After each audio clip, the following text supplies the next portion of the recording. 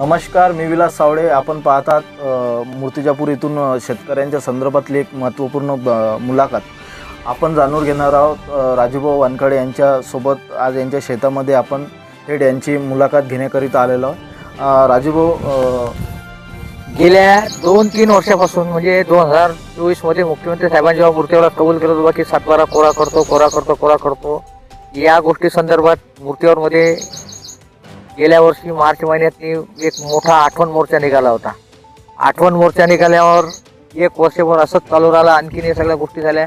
नंतर आता 1 मे रोजी तहसील कार्यालयावर एक अन्नत्याग म्हणजे हे आंदोलन झालं. 15 मे रोजी मूर्तीवर तालुक्याच्या इतिहासातला व विदर्भातला ट्रॅक्टर महामोर्चा की ज्याची नोंद मुंबईच्या मंत्रालयात झाली, विधिमंडळात त्याचा विषय निघाला आहे. व 22 जून रोजी शेतकऱ्यांचं अन्नत्याग आंदोलन, की जे अन्नत्याग आंदोलन लाईव्हमध्ये विधिमंडळात मूर्तिजापूरचे आमदार हरीशभाऊ पिंपळे यांनी त्याची शासना दरबारी दखल देऊन त्या सगळ्या गोष्टीची पूर्वकल्पना आल्यामुळे आम्ही सर्वप्रथम मूर्तिजापूर तालुक्यातील सर्व शेतकरी लोक माननीय मुख्यमंत्री साहेबांचे आभार मानतो की त्यांनी अटी शर्ती नियम रद्द करून शेतकऱ्यांना 50,000 रुपये नियमित शेतकऱ्याला पण अनुदान द्यायचं कबूल केलं व 2 लाखापर्यंतची संपूर्ण कर्जमाफी या सर्व शेतकऱ्यांना पात्र केली. त्याने 19चे असो, 17चे असो, 24चे असो, 25 या सर्व शेतकऱ्यांना मिळेल. या गोष्टीसाठी मूर्तिजापूरचे आमदार हरीशभाऊ पिंपळे व अकोला पूर्वचे आमदार रणधीरभाऊ सावरकर यांनी अकोला जिल्ह्यातल्या प्रश्नासोबतच पूर्ण महाराष्ट्राच्या शेतकऱ्यांसाठी प्रश्न लावून धरला व शेतकऱ्यांच्या या सगळ्या गोष्टीला त्यांनी विधिमंडळात व मुख्यमंत्री साहेबांना एक निर्णय घेण्यास भाग पाडलं. त्याबद्दल आम्ही मुख्यमंत्री साहेबाचे, आमदार साहेबाचे, हरीशभाऊ पिंपळेचे व रणधीरभाऊ सावरकरचे शेतकऱ्याच्या वतीने आम्ही आभारी आहोत की बा तुम्ही अशाच आमच्या मागण्या शेतकऱ्या शासनाबद्दल मांडत चला व आमचं आंदोलन करण्याचं जे काम आहे त्या कामातून आम्हाला आमच्या शेतीच्या कामासाठी वेळ द्या. या गोष्टीसाठी आम्ही तुमचे आभारी आहोत किंवा तुम्ही आमच्या इथून पुढचे सगळे प्रश्न तुम्ही घेत चला व आम्ही तुमचे आभारी आहोत. त्यावेळी तुमचं अभिनंदन, कारण शेतकऱ्यांना मिळाला नसल्याने आता थेट मुंबई उच्च न्यायालयाच्या नागपूर खंडपीठात जनहित याचिका दाखल करण्याचा जो इशारा शेतकरी मंडळाने दिला आहे, या कायदेशीर लढाईची तुमची पुढील रणनीती काय असेल? येत्या 15 तारखेला आम्ही शेतकऱ्यांची एक आता पीक विमाधारक शेतकरी 18,000 शेतकरी मूर्तिजापूर तालुक्यातनी यांची एक छोटेखानी सभा बोलवणार आमच्या कार्यालयात. आणि तिथून पुढे आम्ही आता आंदोलनाचा जो 3रा टप्पा आम्ही ठरवला आहे किंवा शासनाची आम्ही अधिवेशनापर्यंत वाट पाहिली बा. मुख्यमंत्री साहेबांना कबूल केलं होतं बा की 17,500 पीक विमा आम्ही सर्व शेतकऱ्यांना देऊ, ज्याच्यापाशी पॉलिसी आहे त्याला पण देऊ, ज्याच्यापाशी नाही आहे त्याला पण देऊ. पण ते येत्या अधिवेशनात त्यांनी त्याच्यावर कोणत्याच तऱ्हेचं लक्ष न दिल्यामुळे आता या पीक विम्यासाठी आता सनदशीर मार्गाचा वापर करून मुंबई हायकोर्टच्या नागपूर खंडपीठात नागपूरची जी आमच्या सोबत संघटना आहे जनमंच नावाची, त्या जनमंच संघटनेची मदत घेऊन आम्ही मूर्तिजापूर तालुक्यातील हजारो शेतकऱ्याचा 17,500चा थकीत पीक विमा मिळवून घेण्यासाठी आम्ही आता महाराष्ट्र शासनाला हायकोर्टातून जनहित याचिका दाखल करून आमचा प्रश्न मांडणार आहोत किंवा आम्हाला मूर्तिजापूर तालुक्यात दुष्काळ घोषित झाला आहे, मूर्तिजापूर तालुक्यात अतिवृष्टीची मदत भेटली आहे, मागच्या वर्षी सोयाबीनचं पीक एकरी 2 ते 3 क्विंटल झालं आहे. या सर्व बाबीला अनुसरून आम्हाला विमा घेण्यास आम्ही पात्र असताना त्या सॅटेलाईटच्या चुकीच्या अटीमुळे आम्हाला विम्यापासून अपात्र केलं असल्यामुळे आम्ही आता मुंबई उच्च न्यायालयात 17,500 साठी याचिका दाखल करणार आहोत. पण 2026चा जो यांना विमाची जे पॉलिसी आम्हाला घेण्यास भाग पाडवले, या पॉलिसीमध्ये आम्ही आता जे शासनानं 3 टिगर रद्द केले आहेत त्या 3 टिगरची अंमलबजावणी करण्यासाठी पण आम्ही जनहित याचिकेत त्याचा मुद्दा नमूद करणार आहोत. व सॅटेलाईटद्वारे जी पीक कापणी अहवालाचा जो 50% हे आमच्यासोबत जे हे होऊन राहिला आहे, बाकी एकीकडे पीक कापणी अहवाल महसूल पंचायत समिती व कृषी विभागामार्फत 50% जे सॅटेलाईटद्वारे पुऱ्या देशातल्या त्या चित्ररंगाच्या भरोशावर आम्हाला पीक विमा वंचित केल्या जातात. आम्हाला ही अट रद्द करण्यासाठी आम्ही आता उच्च न्यायालयात या संदर्भात आम्ही म्हणजे पीक विमा भेटला पाहिजे. 17,500 तर येत आहेच आमचं, पण 2026च्या पीक विम्याच्या अंमलबजावणीत 3 टिगरची अंमलबजावणी करून सॅटेलाईटद्वारे जे पीक कापणी अहवाल मागणार आहे तो आम्ही रद्द करण्यासाठी त्याच्यात मुद्दा टाकून त्याच्यासाठी पण आम्ही जनहित याचिकेत तो नमूद करून शासनाला आम्ही बाध्य करू किंवा आम्हाला तुमचे हे निकष मान्य नाही आहे. आमची शासनाला येत्या पावसाळी अधिवेशनात केंद्रीय कृषी मंत्र्यांना व पंतप्रधान साहेबांना आम्ही पत्र लिहिणार आहोत की बाबा तुम्ही आमच्या नावानं जे हजारो रुपये विमा कंपनीला देता का नाही, तर आम्हाला एक तर विमा कंपनीला सांगून विमा कंपन्याच बंद करा. तुम्ही जो शासनाचा आमच्या नावाने हिस्सा भरता तो हिस्सा एक तर आम्हाला डायरेक्ट आमच्या शेतकऱ्याच्या अकाउंटला जमा करून द्या. आमच्या नावानं विनाकारण तुम्ही विमा कंपनीच्या तिजोऱ्या भरण्याचं काम बंद करा. आता शेतकऱ्यांचं एक मोठं संकट आलं आहे. निकृष्ट बियाणे पिकणाऱ्या कंपन्यांवर फौजदारी गुन्हे दाखल करून एकेरी 20,000 मदत शेतकऱ्यांना खात्यात जमा होईल, ज्यासाठी अन्नत्याग आंदोलन सुरू करणार आहात. त्याबद्दल आपली काय भूमिका आहे? आज परिस्थिती अशी झाली की एक महिना झाले शेतकऱ्यांच्या पिकाच्या पेरण्या लेट झाल्यात. अशा शेतकऱ्यांना 30 तारखेपासून पाणी आलं होतं, 25 तारखेपासून थोडं बहुत ज्या शेतकऱ्यांना पेरण्या केल्या, ज्या बिचाऱ्या शेतकऱ्यांना पांढऱ्या फुलाचं बी म्हणून ज्या नवीन कंपन्या मार्केटमध्ये आल्यात किंवा पांढऱ्या फुलाचं बी 7,000 रुपये क्विंटलला खपलं मार्केटमध्ये, मूर्त्या म्हणजे या महाराष्ट्रातल्या असंख्य शेतकऱ्यांना त्या बियाची म्हणजे पसंती दर्शवली.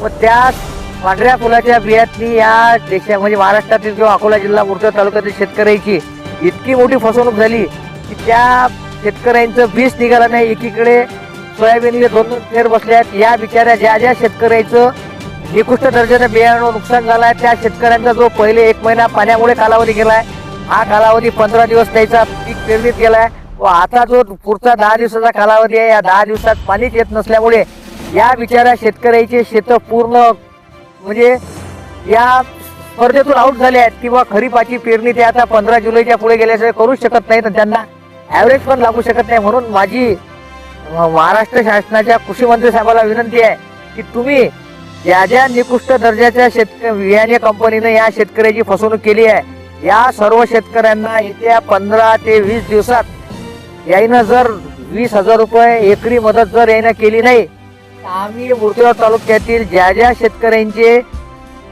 म्हणजे सोयाबीनच्या बियाण्यामुळे पीक क्षेत्र खाली राहिलं आहे, या सर्व शेतकऱ्याला संघटित करून शासनानं यांच्या बियाणे कंपनीच्या हिश्श्यातून यायच्या त्या तिजोरीतून त्या प्रत्येक शेतकऱ्याला 20,000 रुपये एकरी मदत मिळून द्यावी.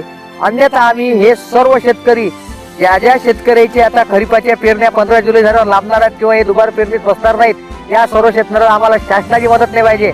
आमची फसवणूक विमा या बियाणे कंपनीने केली आहे. बियाणे कंपनी केली असल्यामुळे आम्हाला बियाणे कंपनीच्या प्रॉफिटमधून या सर्व नुकसानदारक शेतकऱ्याला 20,000 रुपये एकराची मदत जर येत्या 15 दिवसात शासनानं त्याच्यावर आम्हाला मिळून दिली नाही, आम्ही मूर्तिजापूर तालुक्यातील सर्व दुबार पेरणीदायक शेतकरी आमचे पैसे भेटेपर्यंत आमचं अन्नत्याग आंदोलन चालू करू व आम्ही पैसे घेऊनच घरी जाऊ. याची दखल बियाणे कंपनीने घ्यावी व शासनाने घ्यावी. माझा शेवटचा प्रश्न आहे. येत्या 7 डिसेंबर हिवाळी अधिवेशन वन प्राणी आणि हमीभावाचा कायदा या संदर्भात येत्या हिवाळी अधिवेशनात संरक्षणासाठी 75 अनुदान कंपाऊंड स्कीम आणि केंद्र हमीभावाचा कायदा मंजूर नाही झाला नाही तर पहिल्या दिवशी शेतकरी जर उग्र आंदोलन उभे करणार आहेत, त्याचे स्वरूप किती तीव्र असेल?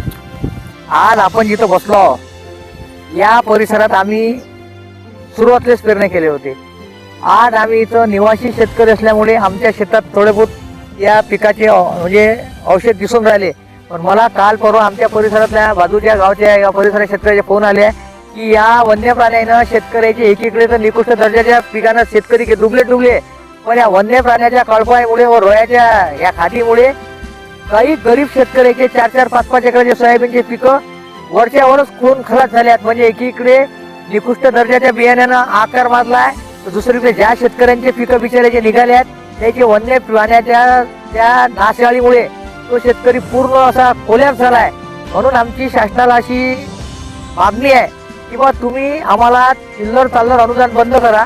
आम्हाला एक ठोस शेतकऱ्याला 75% अनुदानावर जर कंपाऊंडची स्कीम राबवली तर आम्ही त्या वन्य प्राण्याला बंदोबस्त करू शकू. व तुम्ही ते वन्य प्राणी आमच्या ज्या शेतात वावर करून राहिले आहे याईले तुम्ही जे मेळघाट अभयारण्य, नळगंगा व काटेपूर्ण अभयारण्यात आपल्या विदर्भात या सर्व अभयारण्यात याईले नेऊन तिथं जमा करा की जेणेकरून आमच्या शेतात त्याची येणे जाण्याची वर्दळ कमी होईल व आमच्या नाचधशीपासून आम्ही थोडे सुरक्षित राहू व आम्हाला कुठंतरी संरक्षण द्या. आता काहून की आता एकीकडे आम्ही पीक काळाच्या प्रयत्नात आहोत, दुसरीकडे वन्य प्राणी त्याला खाऊन चालले आहेत. म्हणजे आम्ही जगावं तर कसं जगावं हे आम्हाला कळून आले नाही. म्हणून शेतकऱ्याच्या वतीने एक मोठी मागणी आहे की येत्या 7 डिसेंबरच्या पावसाळी अधिवेशनात मुख्यमंत्री साहेबांना या शेतकऱ्यासाठी एक परी आम्हाला नमो बंद करा, तुम्ही पीएम बंद करा, आमच्या बायकाचे बहिणीचे 1500 बंद करा, पण एक शेतकऱ्यासाठी मोठी 1000 कोटी रुपयाची एक शेवटची चांगली योजना राबवा की त्यांना कंपाऊंडची स्कीम द्या. व या येत्या केंद्राच्या पावसाळी अधिवेशनात या देशात हमीभावाचा कायदा करून कापूस, तूर, सोयाबीन, जसं कापसाला 10,000 रुपये क्विंटल हमीभाव, सोयाबीनला 7,000 रुपये हमीभाव, तुरीला 10,000 रुपये हमीभाव, अन्य काय जे काही शेतकऱ्यांची पिकं आहेत याचा असा एक ठोस निर्णय घेऊन आम्हाला कुठेतरी जीवन जगण्यासाठी तुम्ही असं काहीतरी एक ठोस पाऊल उचला की नुसतं घोषणा केल्यानं शेतकरी सदृढ होणार नाही आहे. म्हणून आमची शासनाला विनंती आहे की बा तुम्ही कर्जमाफी केली, आम्ही तुमचे आभारीच आहोत, पण इथून पुढे जर तुम्हाला आमचा खरोखर विकास करायचा असेल, आम्हाला जर त्या कर्जमाफीपाशी तुम्हाला जाऊ द्यायचं नसेल तर या देशात हमीभावाचा कायदा, सोयाबीनला 7,000 रुपये भाव, कपाशी तुरीला 10,000 रुपयाचा भाव व शेतकऱ्यांना एक कंपाऊंडची स्कीम देऊन आता इथं आपण समोरच बसलो आहोत. काल मुख्यमंत्री साहेबांनी एक विधिमंडळाच्या शेवटच्या दिवशी सांगितलं बा की आम्ही 25,000 कोटी रुपयाचे शेतकऱ्याचे बिल भरतो. आता इथं म्हणजे या विशाल भाऊला म्हणणं आहे, याचा एक फोटो काढून घ्या डीपीचा. 25,000 कोटी जर आमच्या नावाने जर MSEB ला भेटत असेल तर या MSEB चे कडून आम्हाला शेतकऱ्यांना आमच्या डीपीत कमीत कमी 5-10 हजाराचे फ्यूज टाकायची तर तरतूद करा तुम्ही, की नुसतं आमच्या नावानं MSEB चा घट्ट्या लोट जर MSEB करत असेल व शेतकऱ्याला वीज द्यायला लागते, शेतकऱ्याला वीज द्यायला लागते, या डीपीतले फ्यूज पाळून आमची जीविताची हानी तर थांबवा कमीत कमी. या डीपीतनी समोर बसलेल्या डीपीतनी एकही फ्यूज नाही आहे, फक्त तारा रे तार जोडले आहे आणि आम्ही कसेही बिचारे शेतकरी त्याचा उपयोग करून आमची पिकं जगवण्यासाठी 10 दिवस पाणी येणार नाही म्हणते. आता ज्या शेतकऱ्यापाशी ओलताची सोय आहे तो शेतकरी आता या डीपीच्या भरवशावर ओलीत करणार आहे. जर त्याच्यात जर समजा असं जर शॉर्ट सर्किट झालं आणि त्याला फ्यूज टाकता जर एखाद्या शेतकऱ्याचा जीव गेला तर मुख्यमंत्री साहेबांना म्हटलं बा 25,000 कोटी रुपये आम्ही तुमच्या या वीज बिल माफीवर देऊन राहिलो, तर त्या 25,000 कोटी ते 5-10 हजार कोटी MSEB म्हणा आमच्या या डीपीवर खर्च तर कर म्हणा, काय नुसतं आमच्या नावानं खोटे पैसेच वसूल करता तुम्ही. आम्ही वीज घेतो महिना 2 महिने फक्त आणि आमच्या नावानं वीज आकारला जाते 1,000 रुपयाचा. हे MSEBचं काम योग्य नाही. म्हणून MSEBला कुठेतरी ऊर्जा मंत्री साहेबांनी एक निर्देश द्यावे की तुम्ही शेतकऱ्याच्या तात्काळ डिप्या चेक करून द्यायचे, फ्यूज त्याचे तार त्याचे ते वरचे फटके सगळे दुरुस्त करून द्या. आमचं असं होऊन राहिलं बा की सरकार फुकट देते म्हणून की MSEB उपकार नाही करून राहिली आणि आम्ही काही हे नाही करून, उलट आम्ही आभारी आहोत सरकार, ठीक आहे बा आमचं बिल तुम्ही भरता, आमच्या नावाने जर 1,000 कोटी घेऊन आले तर या प्रीतीची दुरुस्ती MSEB ने केली पाहिजे. हा पण माझा एक मुद्दा आहे त्या अधिवेशनात, पावसा हिवाळी अधिवेशनात. बाकी सगळ्या डिप्या सगळे शेतकऱ्याच्या लाईना MSEB वाल्यानं माहित आहे काय, एक नगदीच्या ग्राहकासारखं दुरुस्त करून द्यावं, नाही तर ते शेतकऱ्याला काय म्हणतात तुमचं बिल भरलं नाही बसत नाही, म्हणजे मग काय नुसतं काय 25,000 कोटी घ्यासाठी आता तुम्ही आमच्या नावानं. म्हणून हा एक मुद्दा शासनाने विचारात घ्यावा. म्हणून आमची मुख्यमंत्री साहेबांना एक शेवटची रिक्वेस्ट आहे, तुम्ही आमची कर्जमाफी बिना अटी शर्तीत मान्य केल्याबद्दल आम्ही तुमचे सदाचे आभारीच आहे, पण आम्हाला तुम्ही पुढच्या या सर्व संकटातून जर दूर करत असेल तर आम्हाला आमच्याकडे धरणं झाले आहेत, पाणी आमच्याकडे येणारच आहे, पण त्या पाणी आल्यावर आम्हाला चांगली इलेक्ट्रिक लाईन द्यासाठी त्या डिप्या दुरुस्त करून द्या, शेतकऱ्याला हमीभावाचा कायदा करा व शेतकऱ्यांना एक कंपाऊंडची स्कीम राबवून आम्हाला तुम्ही फुकटचे अनुदान सगळे बंद करा. की आम्हाला आशान ठेवूच नका 2,000 देतो, 4,000 देतो, 1,500 देतो, ते सर्व तुम्हाला लफलाफ आहे. आम्हाला असं ठोस पावलं घ्या. आता आम्ही बोलू शकत नाही, पण आमच्या या सगळ्या योजनेतून सरकारचा फायदा होत नसल्यामुळे सरकार आमच्यासाठी या योजना राबवायला असं कचक करते. जसं शक्तीपीठ मार्ग, समृद्धी मार्ग, मेट्रो रेल्वे, मोठे मोठे उड्डाणपूल, त्यातून काहीतरी शासनाचं हितकूच साधल्या जाते म्हणून आमच्या शेतकऱ्यापेक्षा याला प्रायोरिटी देता. तशीच आमची पण इच्छा आहे की आम्ही तुम्हाला पुढच्या वेळेस आणखीन भरभरून मतं देऊ, एक म्हणजे तुमचं आमचं बरोबर होऊन जाते. तुम्ही आम्हाला एक चांगली कंपाऊंडची स्कीम द्या, हमीभावाचा कायदा करा, आमच्या डिप्या दुरुस्त करून द्या, शेतकऱ्याला चांगले शेत रस्ते द्या. हेच आमची तुमच्या मागणी आहे. आम्हाला काही तुमचं धंदौलत पाहिजे नाही, आम्हाला तुमचं काही घेणं नाही आहे. तुम्ही करोडोनं मोठे व्हा, आम्ही हजारानं मोठे होतो, एवढीच आम्ही शेतकऱ्याच्या वतीनं तुम्हाला शेवटची जाहीर विनंती करतो. माझी